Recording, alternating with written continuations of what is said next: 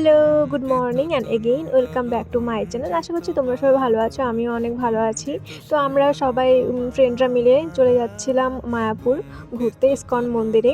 তো আমাদের একটু লেট হয়ে গেছিলো, আমরা তাড়াতাড়ি করে ঘুম থেকে উঠে চলে গেছিলাম স্টেশনে, জিয়াগঞ্জ স্টেশনে। সেখান থেকে আমরা নবদ্বীপ ধামে যাব, নবদ্বীপ ধাম স্টেশনে। সেখান থেকে টোটো ধরে চলে গেছিলাম আমরা ঘাট থেকে আমরা লঞ্চে করে ওপারে চলে গেছিলাম। সেখান থেকে আবার টোটো ধরে আমরা সোজা চলে গেছি ইসকন মন্দিরে।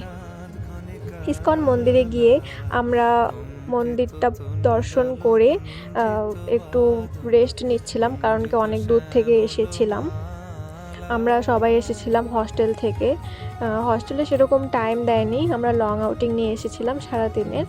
আবার আমাদেরকে ফিরতে হবে 6টার মধ্যে। তো আমরা একটু রেস্ট নিয়ে বাইরে যা যা কেনাকাটা করার ছিল সেগুলো কেনাকাটা করে আমরা আবার চলে এসেছিলাম। তো ভিডিওটা এখানেই শেষ করছি, টাটা।